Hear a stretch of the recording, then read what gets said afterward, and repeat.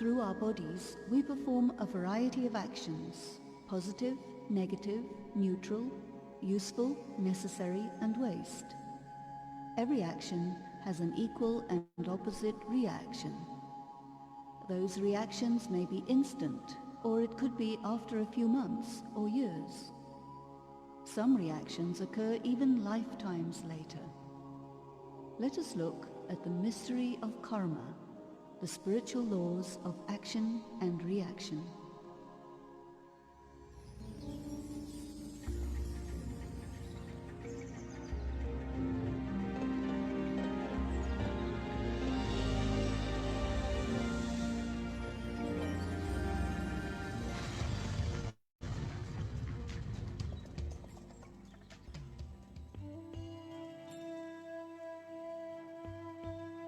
People today easily blame others for their own misfortune.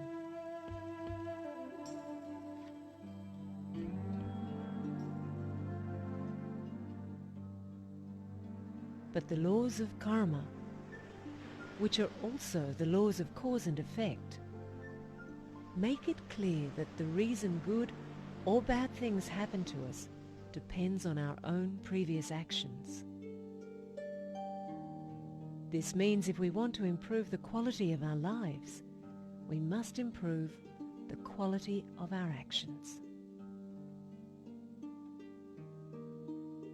In the world of natural science, Newton's third law states that every action has an equal and opposite reaction. Christianity reminds us that as you sow, so you reap.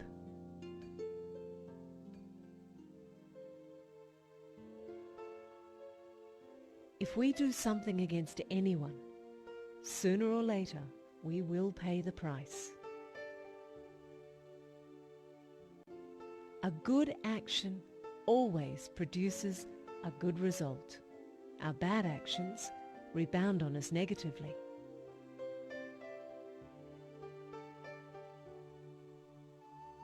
To understand the laws of karma fully, we must also take into consideration the question of reincarnation.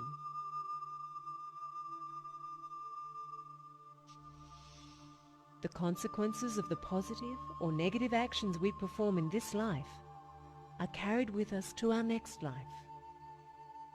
In fact, whatever happens to us at this time is the fruit of seeds of action we ourselves planted in a previous life.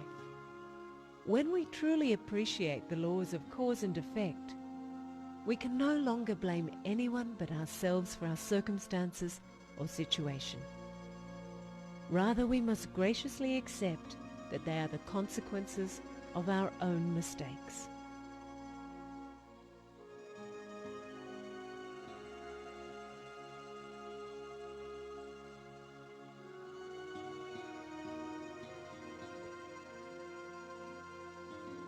It becomes clear to us why some are born rich and others poor or diseased. Knowing the laws of karma helps us to settle the accounts of the past by enduring present challenges with fortitude.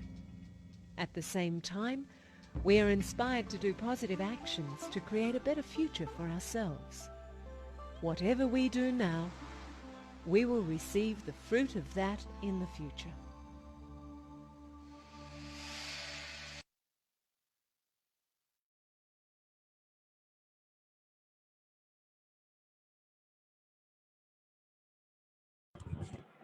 Om Shanti.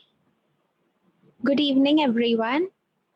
Welcome to day 9 of our Rajayoga meditation course. This webinar has been organized by the Brahma Kumaris Ville Parle subzone. It's good to have you all back with us on this day 9. Today, we're going to know a little bit about the history of Brahma Kumaris. So it's very interesting. So stay tuned for that. Just a reminder to please mute your audio and video throughout the session. And for better hearing experience, please plug in your earphones or headphones. We are streaming live on Facebook. So you can head on to our Facebook page, to view previous recordings.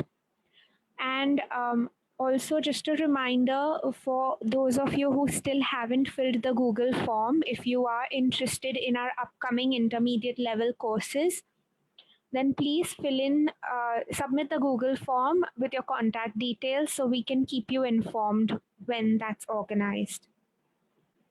We'll just begin with a short meditation before we start with the history. Please sit comfortably on your chair, legs uncrossed, and allow the body to relax.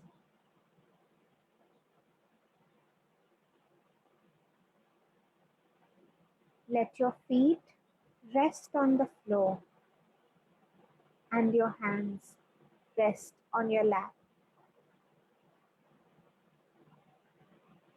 Sit in silence for a while.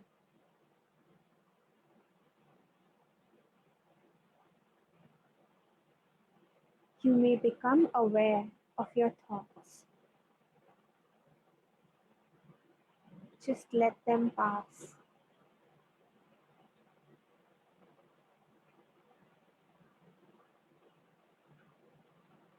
Turn the focus of your thinking to your breath and just observe it.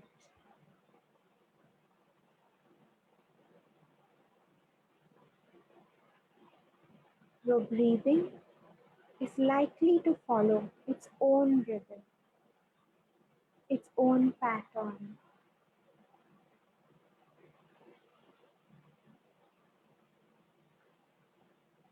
You may notice your breathing calming down. Just observe the breath going in and coming out.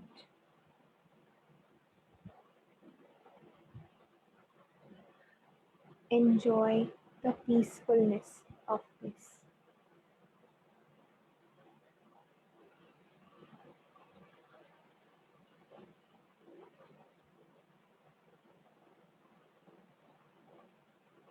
Now, turn your thoughts to your mind and start to consider what the term peace means to you.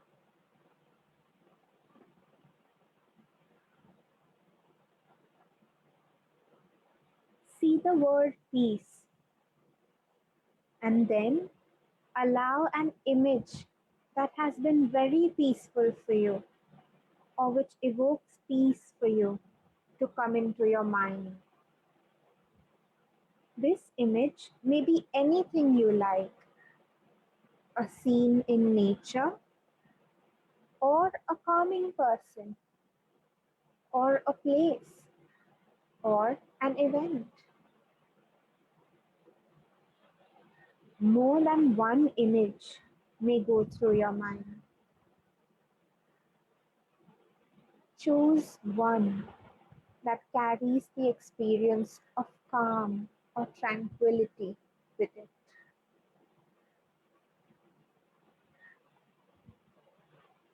Focus on that one image until it becomes clear in your mind.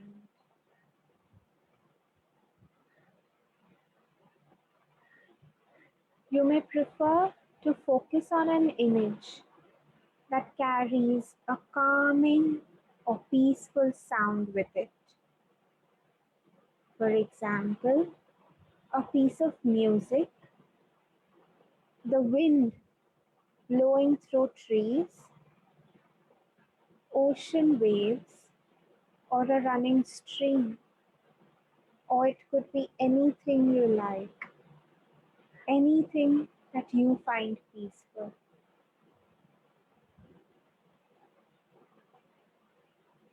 Stay with your image or concept of peacefulness or calm. Observe your image and imagine you are really there with it. Stay there.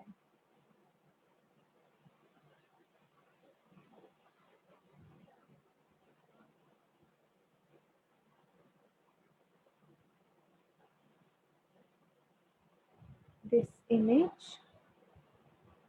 is your anchor, and your aim is to stay with this picture as long as you are able.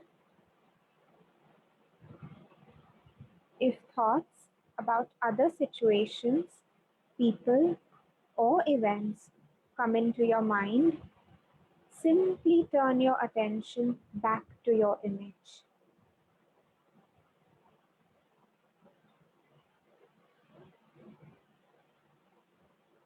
If thoughts are persistent or seem to intrude into your mind, gently but firmly guide your thinking back to your image again and again. If this becomes difficult to do, take your attention back to your breath and observe your breathing. When you are ready, go back to your image. Even persistent and intrusive thoughts will eventually go. Stay with your image for the next few moments.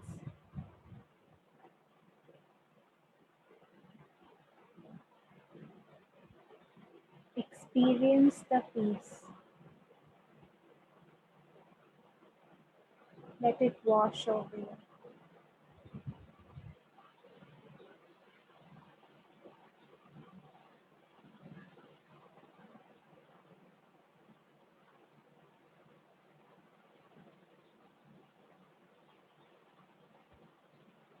When you are ready,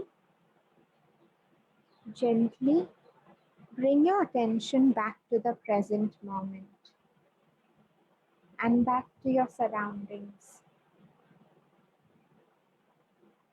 You can slowly open your eyes. Om Shanti. With this, we will start today's chapter on the history of Brahma Kumaris and how it came about, how it was founded.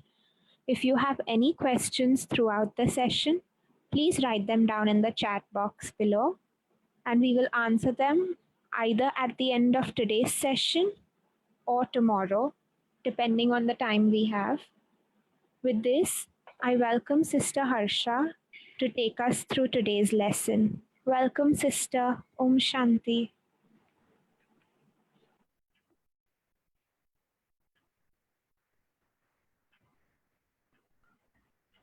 Om Shanti. Good evening, everyone. Today, we'll begin this session.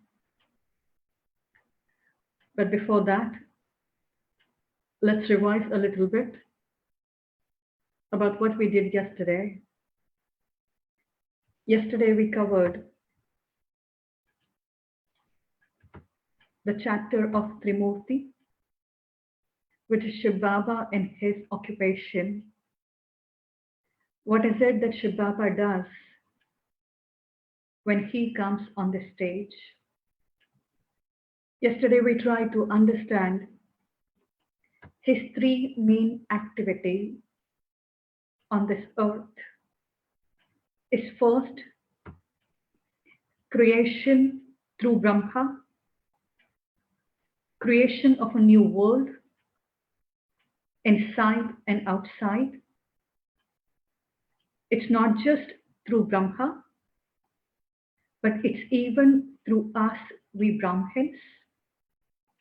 It's a team working together with God for construction of a new world. And then second, we have sustenance. Once a new world has been created, then comes the role of sustenance. Sustenance is taking care of the new world, for which Vishnu, which is combined form of Lakshmi and Narayan, they'll play a major role. Then comes Shankar, and now we know it's through Shankar that Shiv Baba plays the role of destruction of this old world. Yesterday we tried to understand in detail how Shiv Baba comes in Brahma Baba's body. Shiv Baba takes Brahma Baba's body to perform his task. And today we'll understand the history of this yajna in detail. This is creation of the new world. Satyug is coming. Heaven is coming. And we all are working towards this divine project, this divine vision that Shiv Baba has given to all of us. Sustenance through Vishnu. Yesterday we tried to understand what these instruments which are there in Vishnu's hand, what they signify. Though it is depicted physically in the form of a picture, a presentation, but what's the spiritual significance of these instruments? We try to understand them. And then comes destruction through Shankar. We even try to understand this, what Trishu, what the third eye, what Bhal Chandra, and what this tapasya is all about. Shiv Baba through his Srimat, and Srimat simply means Sresht Mat, which is every word that Shiv Baba speaks, his every direction, his every thought, we call it Srimat. Shiv Baba's main Srimat is to become soul conscious and remember him only. This is the essence of the knowledge that Shiv Baba has given to us. This is the essence, the main important point, something which we have to do every time, every moment in case possible. And this is something which will make me perfect and attain my goal in the long run. God, very beautifully defined here. G starts for generation, generation through Brahma, O operation, and D destroyer, destruction, and that through Shankar. It's Shiv Baba who gets this done through them. So these are his Trimurti activities, his kartavya on this earth, his responsibility, his occupation. Today, we'll understand the history of this institution. This institution is called, its full form, Prajapita Brahma Kumaris Ishwariya Vishwavidyalaya. As the name specifies, this is a Vishwavidyalaya, a world school, which is established by Ishwar, by God himself. Today we'll understand the history of this yajna, history of God's incarnation on this earth, history of our founding father, whom we lovingly call Brahma Baba, history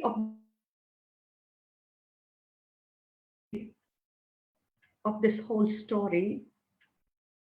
This history is Shiv Baba's story on this earth, his journey on this earth. People have been waiting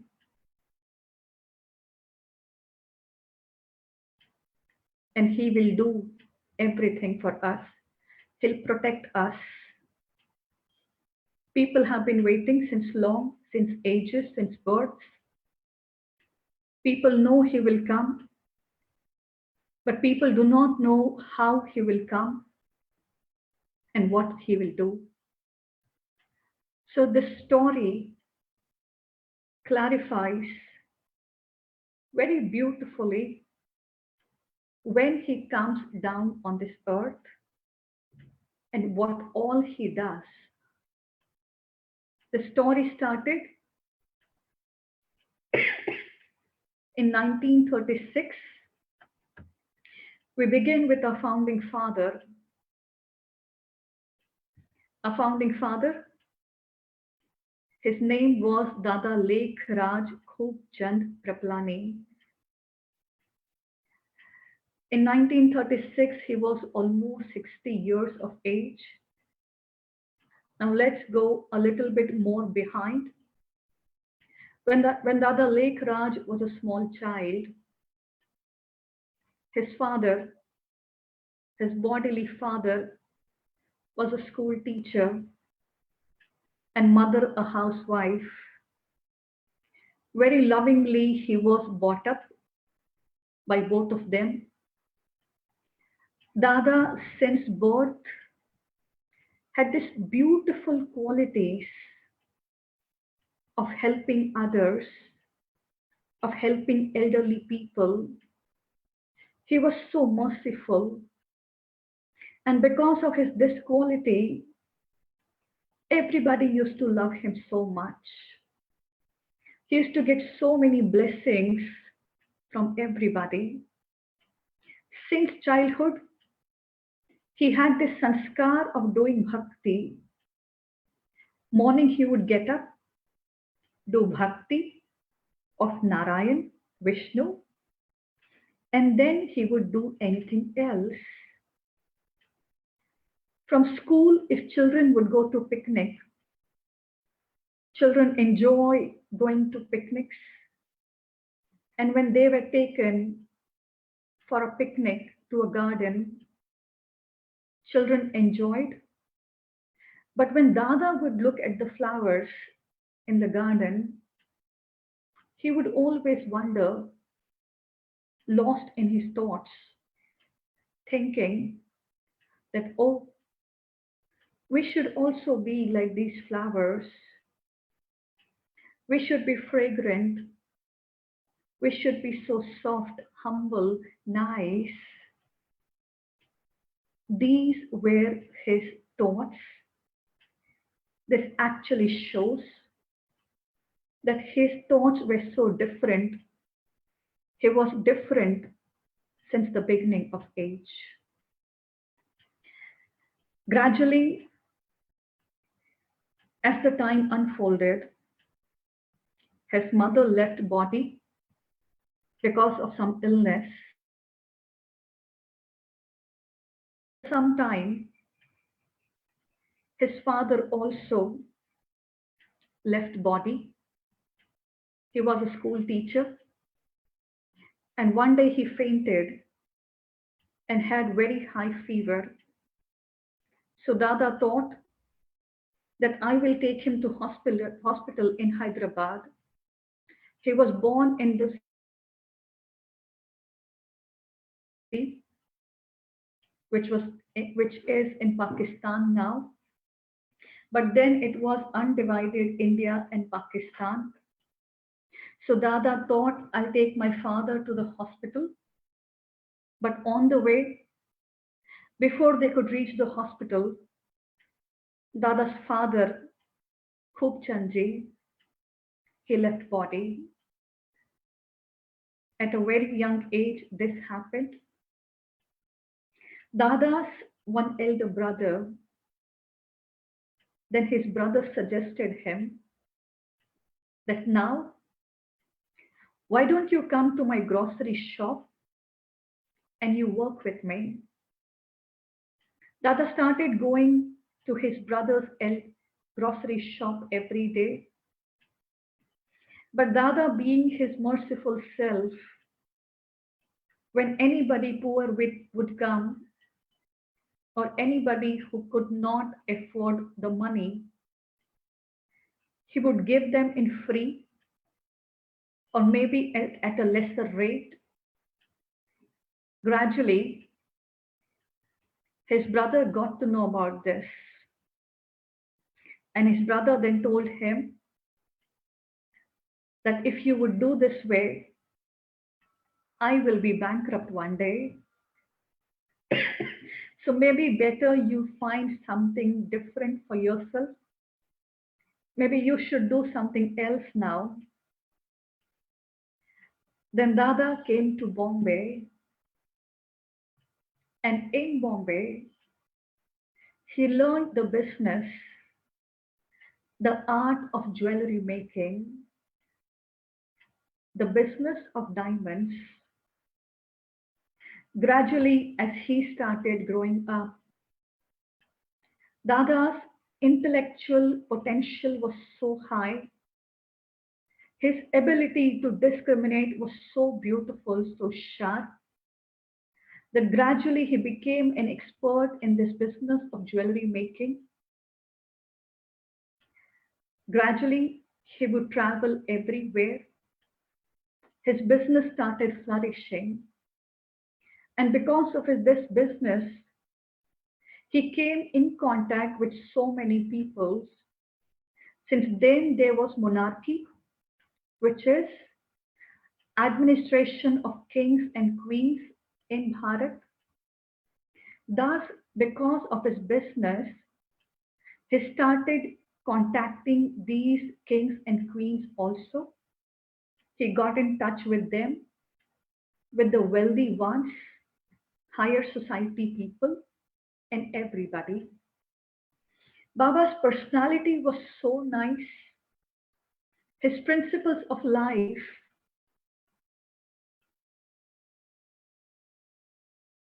was a very strong Bhagat of Narayan. Morning he would get up, he would do bhakti, and only then, later, he would choose to eat anything. He used to love Gita. He used to read Gita a lot. He used to love scriptures. And the same sanskars he inculcated of doing charity, of helping people. Many a times, he would hold get-togethers at his place, parties at his place, and people would come to his place. And he would always serve them vegetarian dishes, sattvic dishes. So many a times, some people would tell him that, Dada, your party is very dry, it's very fika. And Dada would always tell this to them, that because of you, I cannot leave my principles, I cannot leave my religion. Thus, he was always strong on his principles. And that's the reason he was loved and respected by everybody. Once, when he went somewhere for some business, and when he was appreciated for his art, somebody was watching him. And the person who was watching him thought that this person would be so nice for my daughter. Later, when Baba happened to go to Kolkata, in Kolkata, he got married to this woman, and thus Jashoda Mata came in his life. Jashoda Mata, as we can see in this picture, had the same qualities as Baba. Very lovingly, very beautifully, she used to take care of everything.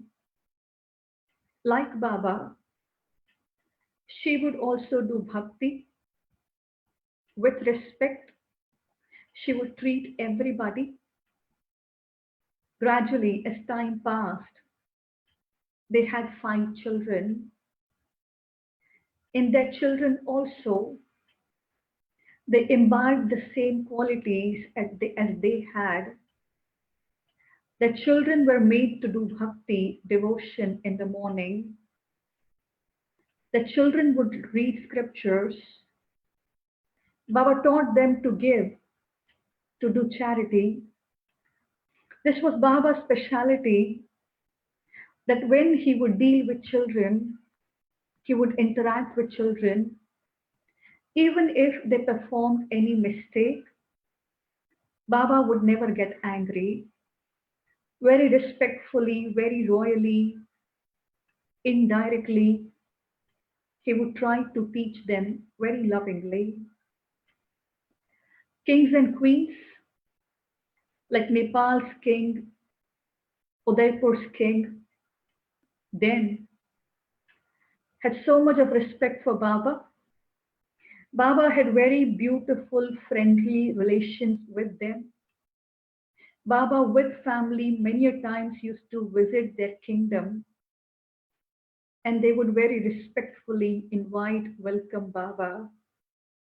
That was Baba's status in the society then, a very respected one, Dada Lake Raj Kriplani. Dada, in his life, because of his liking for devotion, bhakti, his liking for God, his liking for spirituality, did 12 gurus.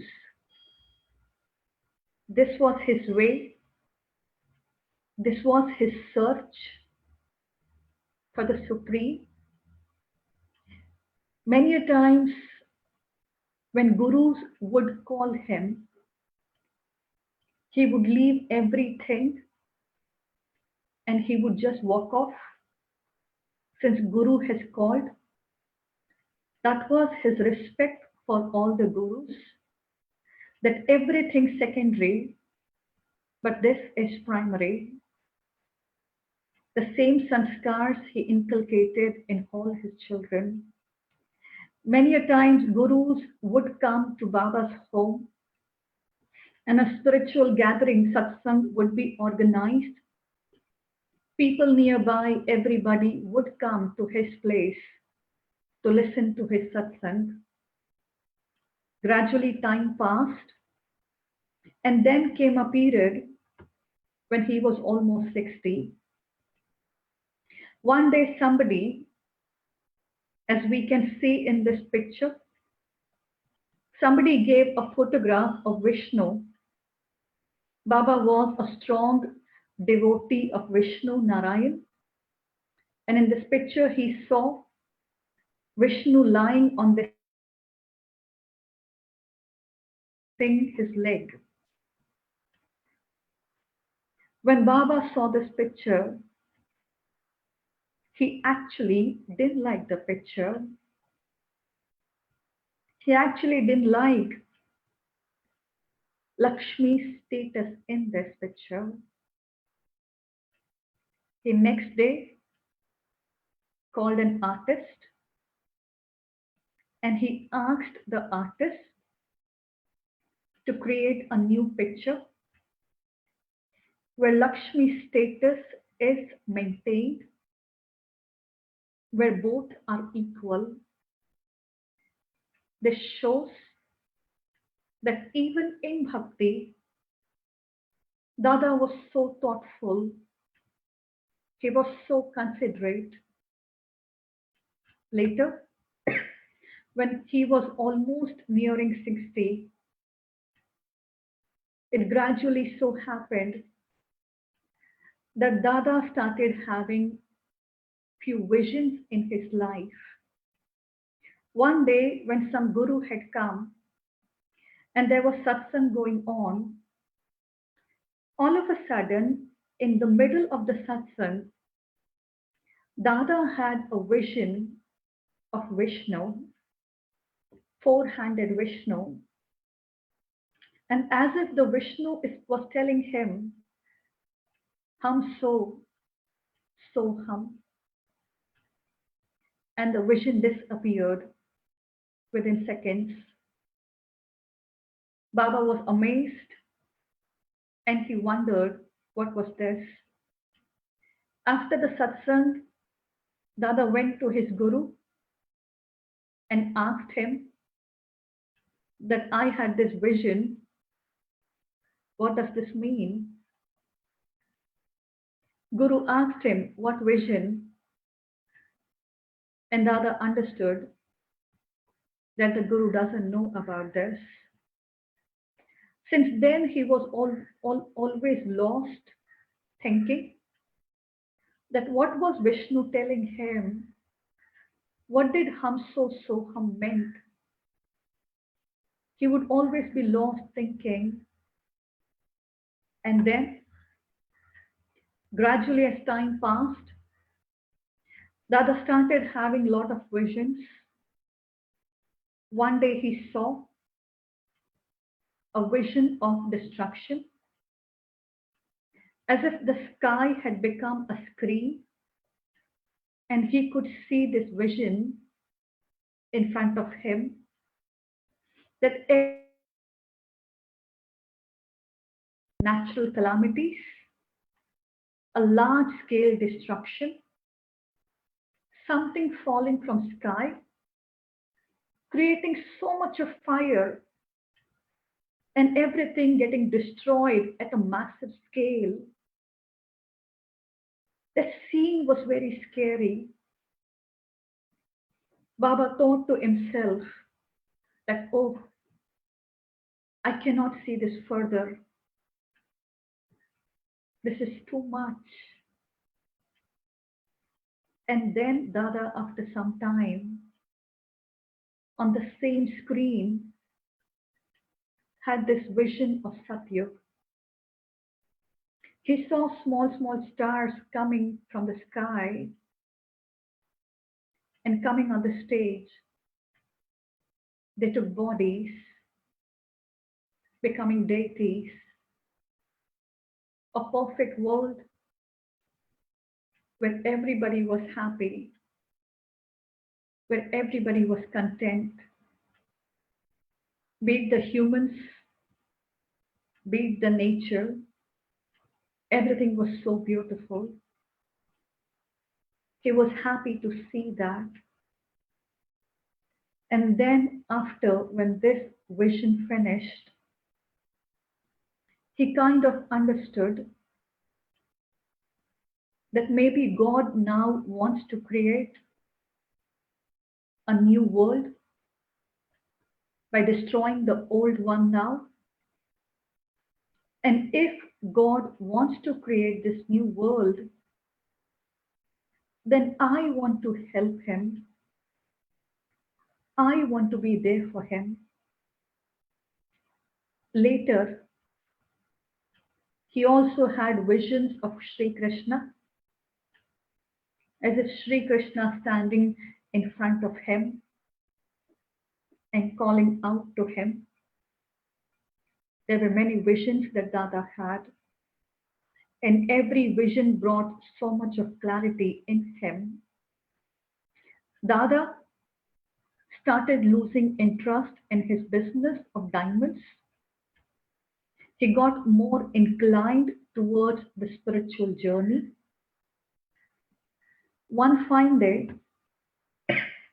when a guru had come to his house and a satsang was going on, since Dada was almost 60, few of his children were already married. When satsang was going on,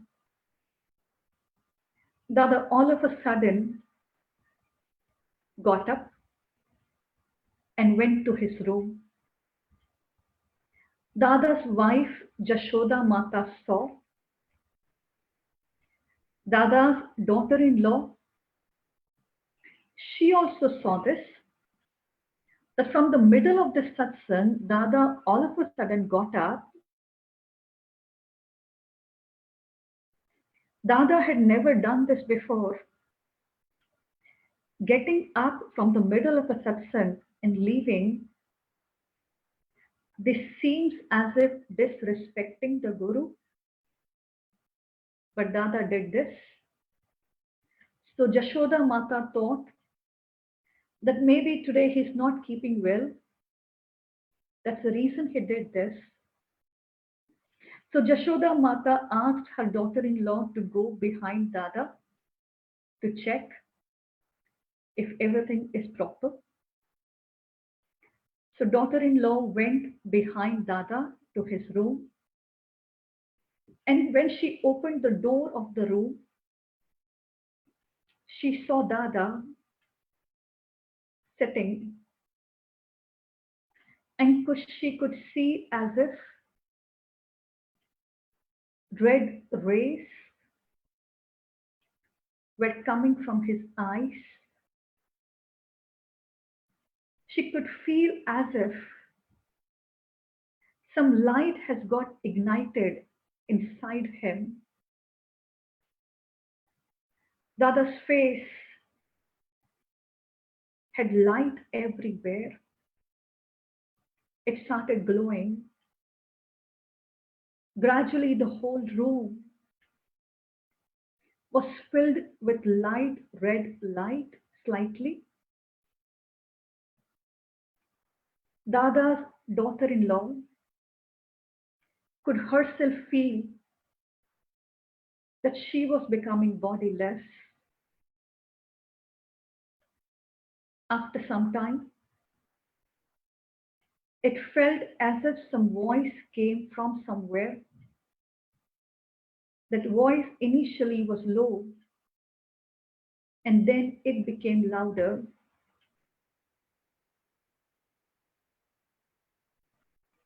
Nijanand Swarupam Shivoham Shivoham. Gyan Swarupam Shivoham Shivoham. Prakash Swarupam Shivoham Shivoham. These were the words.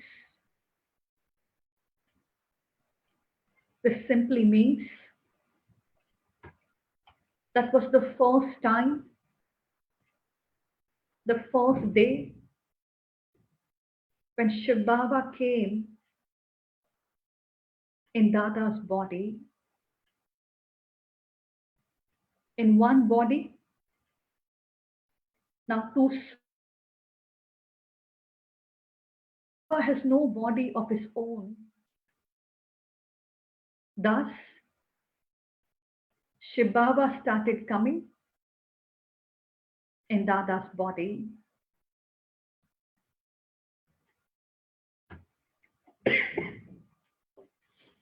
This way, Shiv Baba started coming every day. Dada understood that God has arrived. Slowly, gradually, he asked his partner to wind up the business of jewelry. Dada told him that now I won't be able to continue. You can do whatever you want to. His partner insisted a lot that Dada, please do not leave, because the whole business would run on his goodness. But Dada had a different vision, a different purpose in his life now. So Dada requested that whatever you feel proper, give me that much money, and then you can take whatever you want. Shiv Baba started coming every day in Brahma Baba's body, the ocean of knowledge coming, and every day using Brahma Baba's mouth to give knowledge. Even God wants a body. God wants organs to communicate, to listen, to see. After Shiv Baba coming in Dada's body, very lovingly, it was then that he was called Brahma. He got this new name, he got this new title of Brahma. Thus we all lovingly call him Brahma Baba. Gradually, when those nearby, when they got to know about this, that Baba every day shares wonderful teachings, nearby there were mothers. When they got to know, they started going to Baba to listen the preachings, Srimat. Since then, the period was as such that it was majorly a male-dominated society. Status of women then was very low. The role of women majorly then was to take care of home, no education, simply raise children, do all household activities. That was the only role they had. And when these women got to know that Baba is sharing this knowledge, they all started going to him to listen to this knowledge. Shiv Baba used to come in Brahma Baba's body, and Shiv Baba used to give his teachings. The teachings have been the same from beginning till today. Knowledge has been the same for everybody, people then and people now. Brahma Kumaris has got only one course, one philosophy. So when these mothers got to know that we are souls, we are not this body, when they got to know that God also, just like us, is a soul only, but a soul who is beyond birth and death, they gradually started liking this knowledge, though that way uneducated, but they understood this knowledge that yes, this is so simple and this is truth. They started coming every day. Then the men at that time, their husbands, since diamonds jewelry was a flourishing business then, and they were all Sindhis, so men for a very long period would go to foreign countries, other places for business. So these mothers thinking that if I go to Baba for satsang, where do we leave our children? Somebody somewhere so small, somebody 8 years, somebody 9 years. So these mothers thought that we will take our children also along. When we will listen to satsang, they'll sit with us. So these mothers started bringing the children as well. And thus, this is how it all gradually started. Every version of Shiv Baba through Brahma Baba's body, every word of Shiv Baba, we call it Murli. God speaks, and God speaks a lot. When he comes on the stage to meet his children, he's got so much to say. Every Mahavakya, every direction of Shiv Baba, in one word, we call it Murli. After some time, a Kumari called Radha, as we can see in this picture, she used to stay with her family, her mother and father in Bombay. This Kumari Radha, since childhood was so talented, but later his father had some loss in business he became bankrupt. And after some time, because of this bankruptcy, he lost body. Now this Kumari Radha, along with her mother, they shifted to Sindh again, thinking that is our native. Now better we go there and stay there. So when they shifted to Sindh, since her mother was always sad because her husband left body, somebody suggested them that there's a satsang open nearby. Why don't you go to that satsang? Maybe you will feel better. So that is how Miss Kumari Radha and her mother came to Baba for the first time. Baba was taking Murli. This Kumari Radha entered, and when she kept the first step, and when she saw Baba in front of her, she felt deeply that, oh, this is my father. He is my father. This is my family. And that is how, along with her mother, she started coming every day to listen to Shiv Baba's preachings. Gradually, the satsang expanded. People started coming. Everybody liked it so much. Here we can see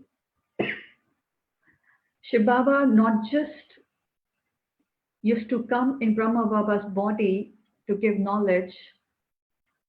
Shiv Baba, being a father on this earth, he would love everybody so much. Shiv Baba would talk to them. Shiv Baba would ask them about their well-being.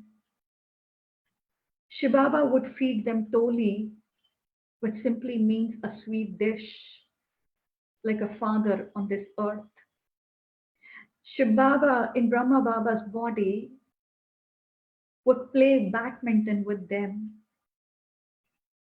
Shiv Baba would do every activity that a father would do for his children.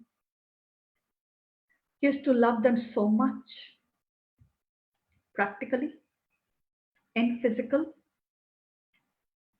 Gradually, it so happened that everybody started liking him so much. Here we can see when the satsang expanded, this Kumari Radha, who used to come with her mother, when small children would come, many a times because they were small, somebody 8, somebody 9, these children would not understand Shiv Baba's Murli because they were small. So what this Kumari would do is, maybe later on through stories, by diluting this knowledge, by simplifying this knowledge in the form of stories, by giving examples, she would teach these children this knowledge like a mother dilutes food so that children are able to digest it properly. That is what she did. She would do a lot of seva, be it kitchen seva, be it cleaning, or be it anything. Children used to love her. And thus, gradually, it's because of this love, children started calling her Mamma. Mamma simply means mother.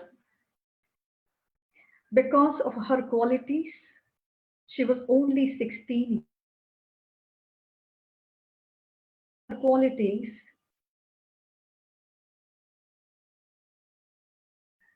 she took a high jump in the spiritual journey. And it's because of her spiritual maturity, the principles that she immediately imbibed, and she became embodiment of the spirituality. It's because of this respect, not only children, but even the elders started calling her Mama.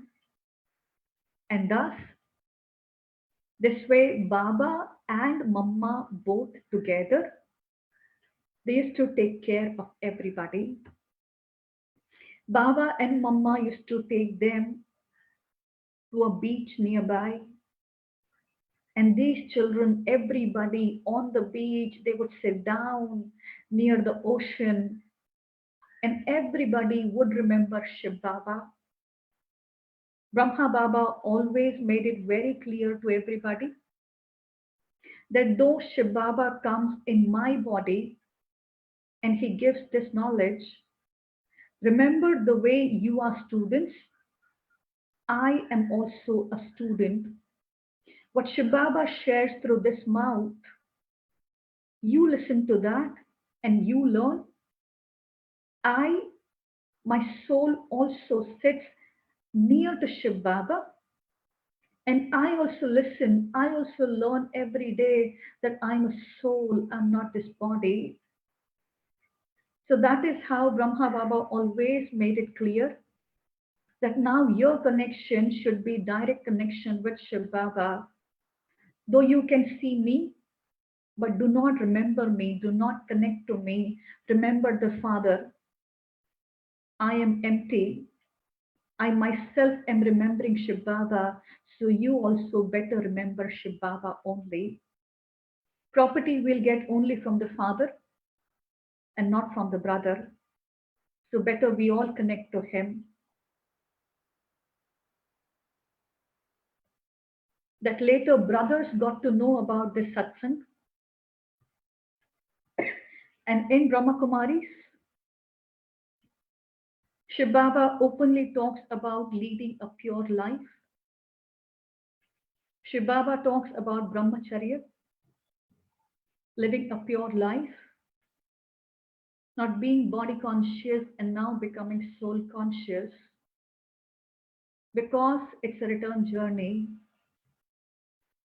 When brothers got to know that Brahma Baba has opened a satsang, he has left that flourishing jewelry business, and he all of a sudden has opened a satsang. So people thought he has gone mad. What is he doing? These brothers did not understand that this is Shiv Baba's task. They would only see Brahma Baba and not understanding what is happening. Since Baba talks about purity, and this was not acceptable to the brothers, this led to a lot of oppositions then. These mothers and children were not allowed then to come to Baba. Many times it so happened that when oppositions increased day by day, they would lock the mothers at home. They would deprive them food. They would not allow them to go to Baba for satsang. Even the children. At times it so used to happen that many would beat their wives if they thought of going to Baba. At times, there are some who were tied with chains so that they do not go to Shiv Baba. The institution has got a big history. Our every dadi, the small children, when they grew up, they were called dadis. Every Dadi has got her own story, a story of struggle, a story with so many oppositions. People used to block their ways. They would have morcha and so many things. Finally, it so happened that in the end, all these mothers, sisters, along with their children, they left their homes and they came to Baba, all approx 300 so, all left their homes and they came to Baba. Baba, he took a big house. At some portions he would leave. At some portions the mothers would leave. And at some portion all the children would live together. He bought a big house, and this is how they started staying together. Mama was given the responsibility. Baba created a trust, not a return one, but an understanding one. He created a trust of 4 mothers and 4 Kumaris, and he gave all his money to these women, and he gave all the administration, all the authority to these women. He took a back seat and kept these women at the front. The whole administration was given to them, and thus the name of the institution, Brahma Kumaris. Baba took a back seat and kept all these women at the front. They would administer everything. They took a front seat. Later, oppositions kept on increasing. There were so many challenges. It's a huge story. One day, this also happened that at the house where they all were staying, these brothers tried to burn that house.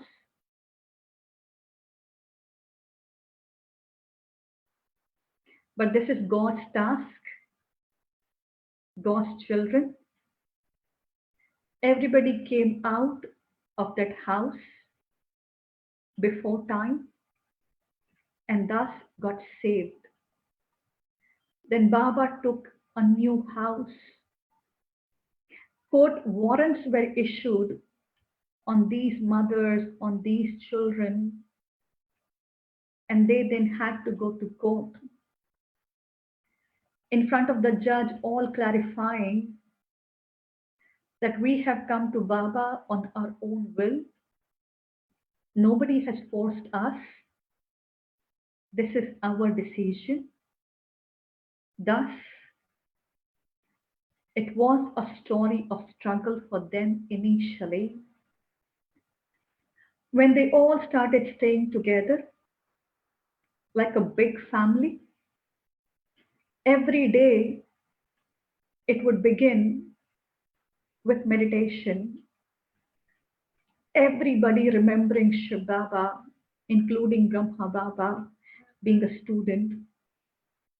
And then Shiv Baba would come in Brahma Baba's body and Baba would conduct Murli. Like students, everybody would listen to Shiv Baba's preachings. And then everybody had their own seva throughout the day then. Somebody would do cleaning. Mama and Baba taught all these children everything. Sevas were allotted to the whole group. Some group would do cooking, somebody cleaning, somebody something else. These children were taught everything from sewing, from tailoring, to maybe constructing, to cooking, to cleaning. These mothers and children were from high society, high families, where they never did anything. But after coming to Baba, they learned everything from scratch. Baba used to tell them, forget all that. Remember, we are God's children and we should know everything. Baba used to give them every seva, be it cleaning also, so that their body consciousness would break. There would be no ego that I cannot do this. Baba made them do everything.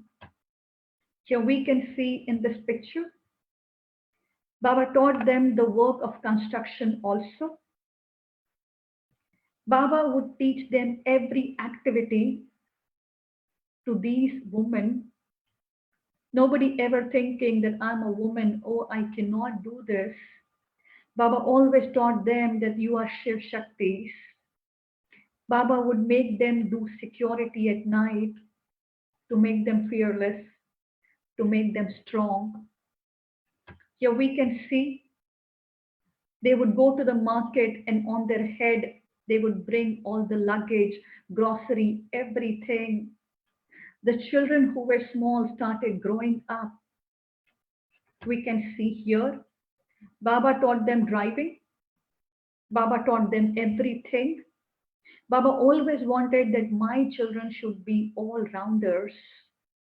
Baba even opened a small school where the elder children who were 15, 16 taught the smaller ones maybe some language, maybe a little bit of mathematics, maybe a little bit of anything else also. Baba always thought that my children, when tomorrow they go out in the world for service, they should be no less from anybody. And thus Baba taught them everything possible. He made them all rounders. And today we can see our dadis. We lovingly call all them dadis. And dadi in Sindhi language simply means elder sister, sisters. Then in 1950, this is 3 years after partition. In 1947, India, Pakistan got separated, but still the yajna was there in Pakistan. The Muslims there used to love them so much. Many thought that they are pure angels wearing white, always doing bandagi of God. They do not harm anybody.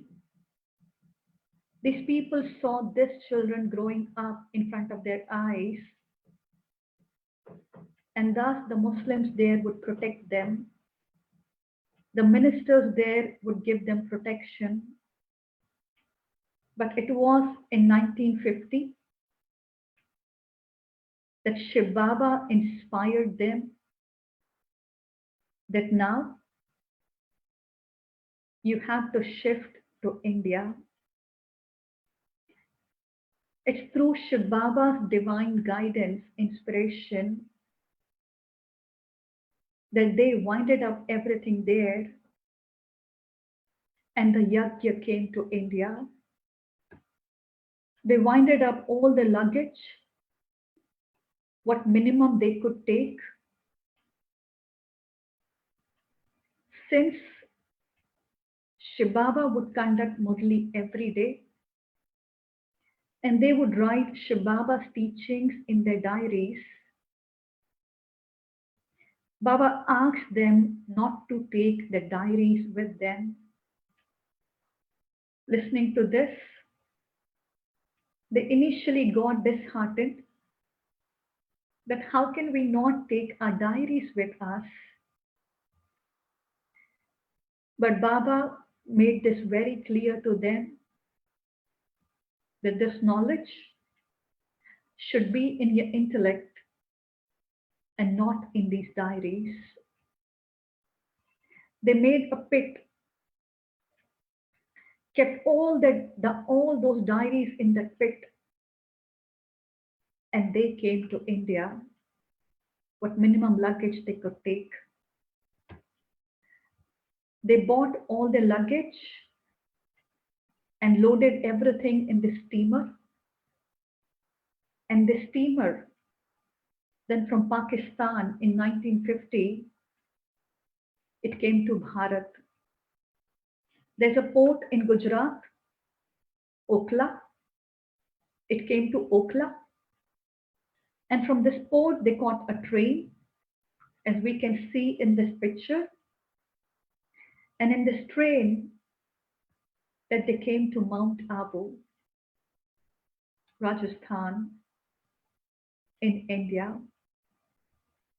In Abu, since Mount Abu is on top of the hill, they climbed the hill with all the luggage, and they took a koti over there, which was then called the Bridge Koti. This was a summer palace of a king then, and this was closed for a very long period. There were so many wild animals in this, since this was closed for a long, long time. There were so many evil spirits also in this, staying there. But when they took this koti and they started living over there, they cleaned everything.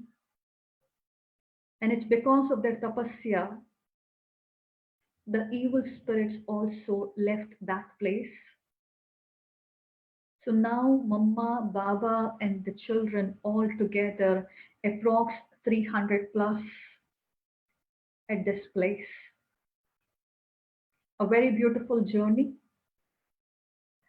Like what they did earlier, they had the same schedule here also. Everybody morning would get up and remember Shiv Baba, and then the Murli, and then every seva. Mama and Baba, since Mount Abu is a mountain, would take the children in the evening to the mountain. A big flock of children, women together. There were some brothers also. They would all go on this mountain, which today we lovingly call Baba's Rock.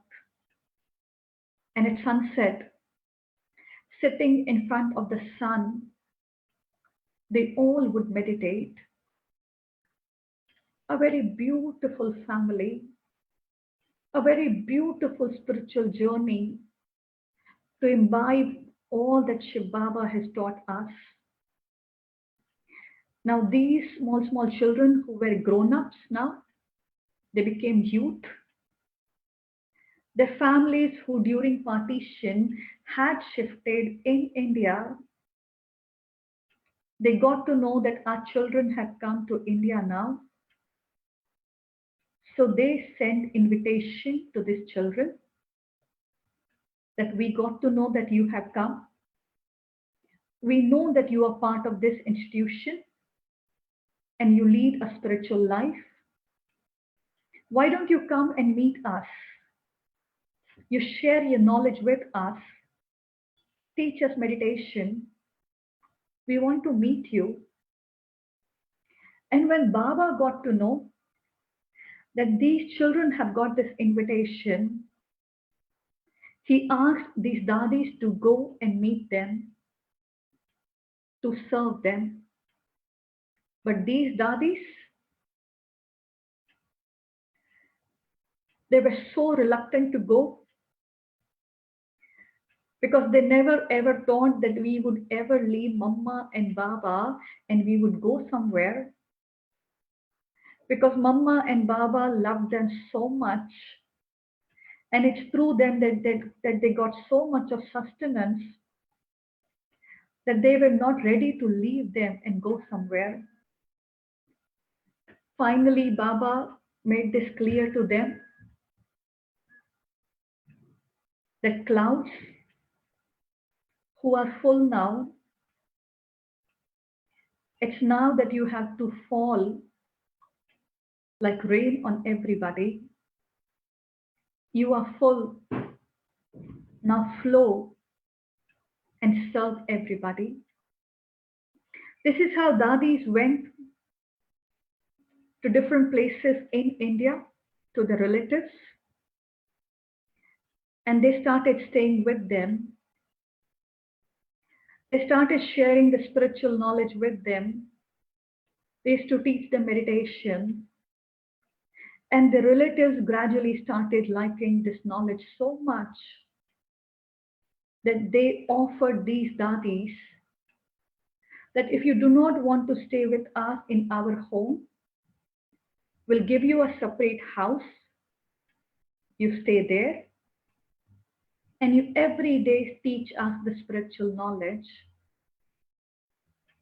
And this is how centers were opened in India.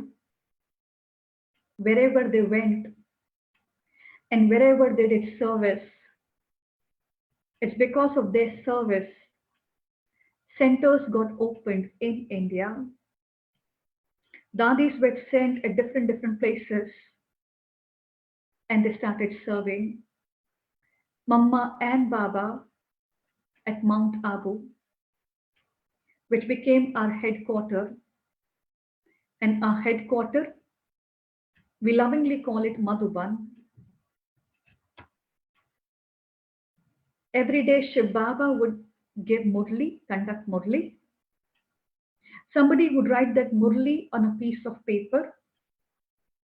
And this Murli was posted to them, to the Dadis.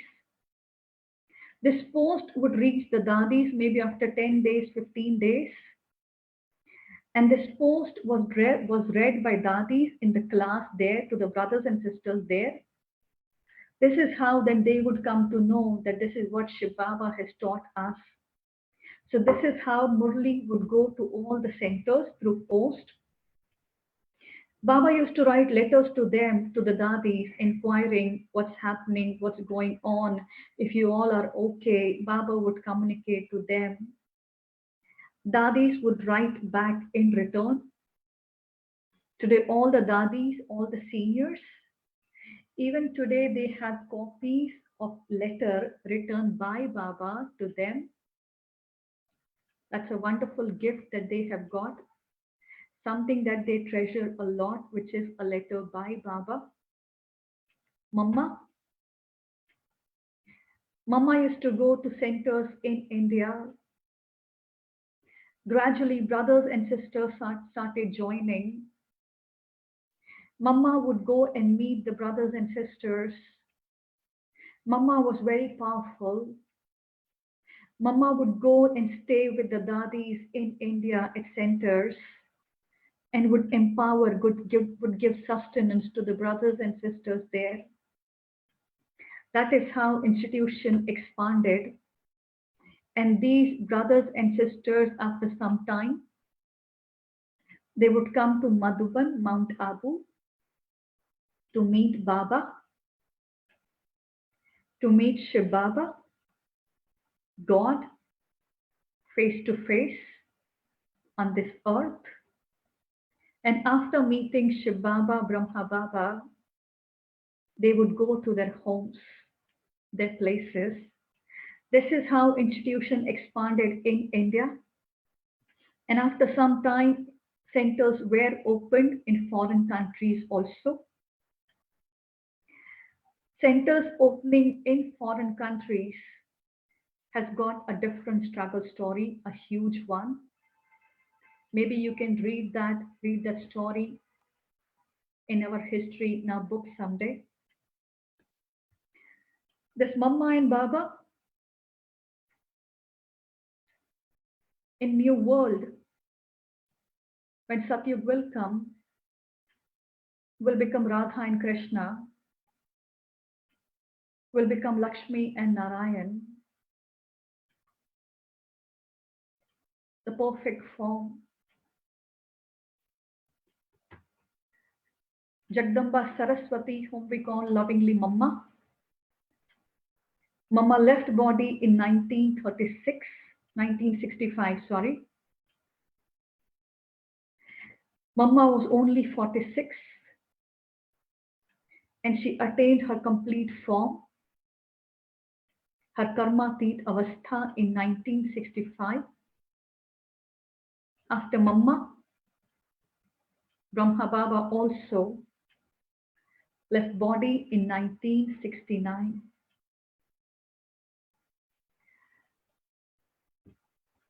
The story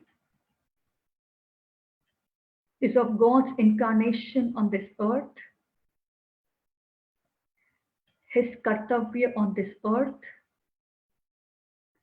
The story is God's story of being a father, a teacher. The story is of transformation from old to new. There's little bit more to the story, and we'll learn that story tomorrow.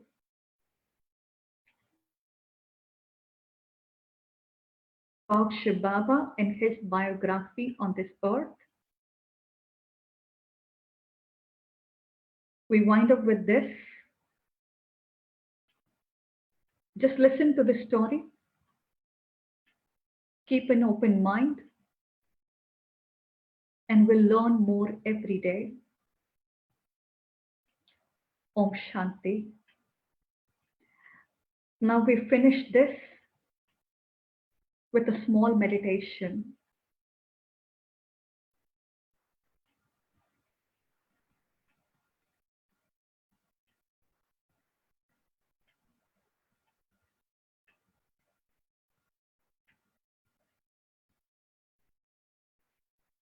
Om Shanti.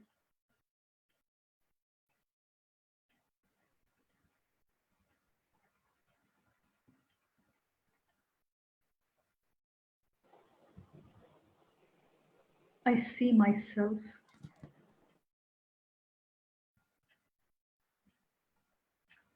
at a different stage of my life.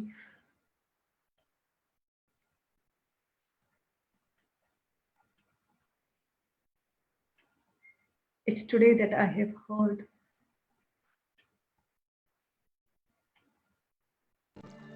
a beautiful history.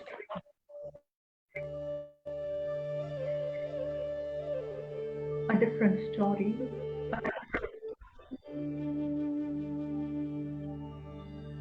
Of not any human being, but of the Supreme Soul.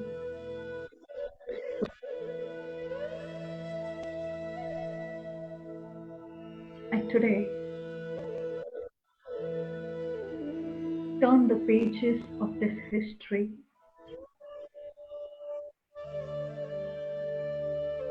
and I see myself in this history.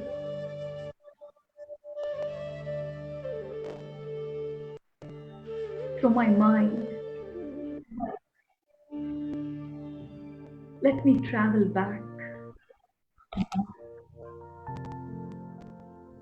in those black and white days.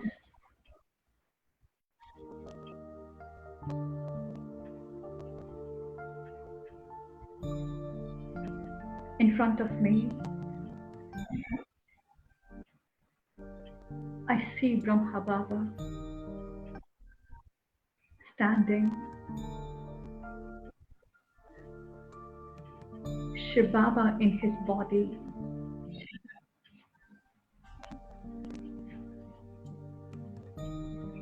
I go close to Baba.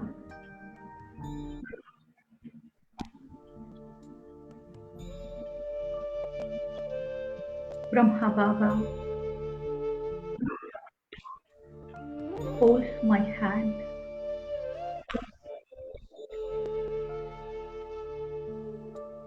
and with loveful eyes,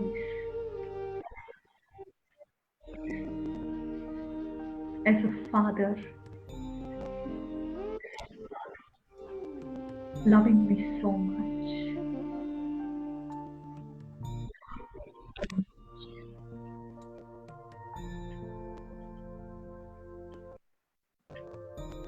Now I go to Mama, my mother, and Mama sitting right in front of me, being a Shiv Shakti, giving me powerful drishti.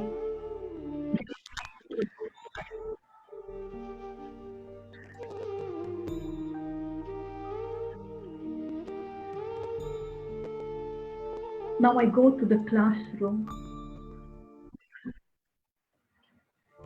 along with everybody sitting on the floor. In front of me, Brahma Baba sitting, Shiv Baba from soul world coming in his body, and as a teacher, conducting Murli, with a diary in my hand. I see myself taking notes.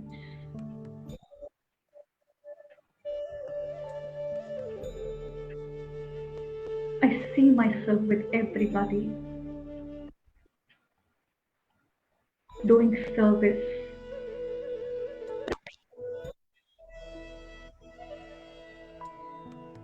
I see God's task expanding.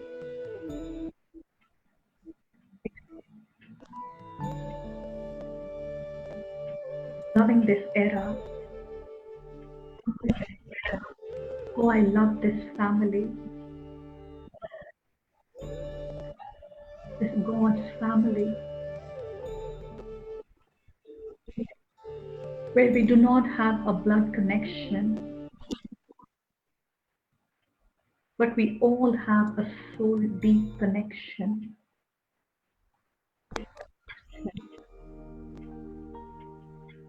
I'm living this history. This has filled me with beautiful memories.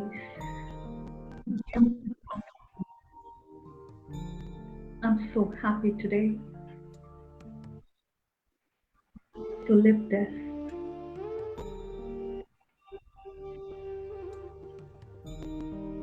Om Shanti. Om Shanti.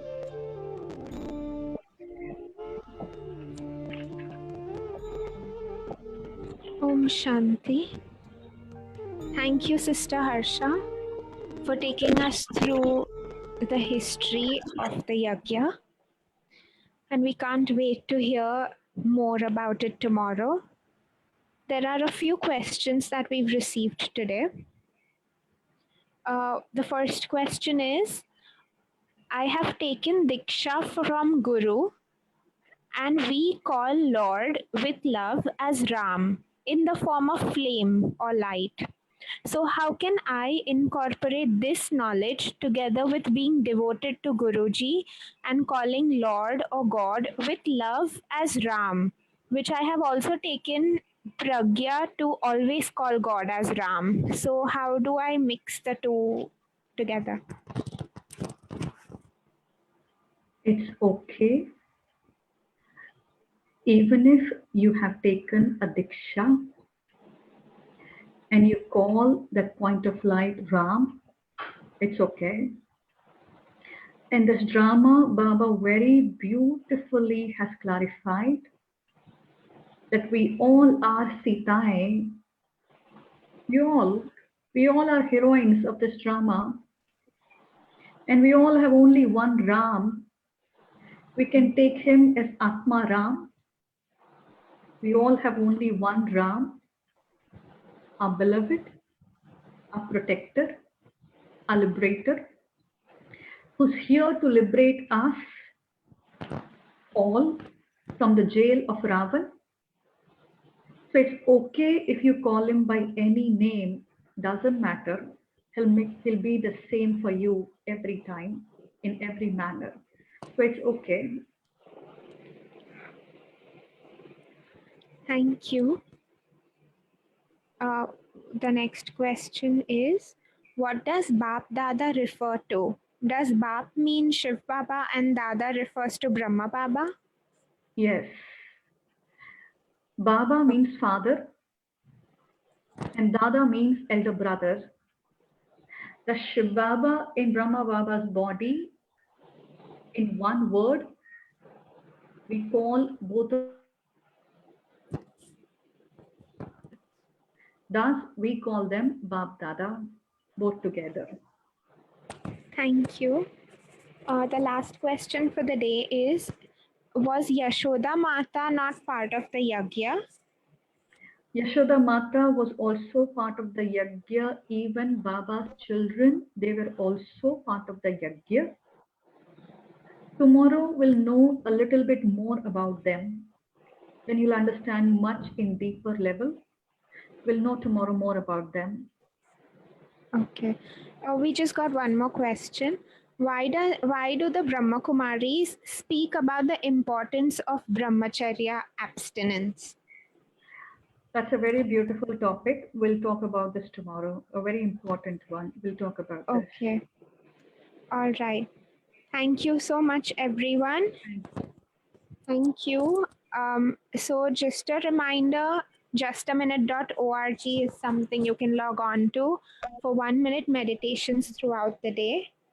And B Zone app is something you can download from the App Store.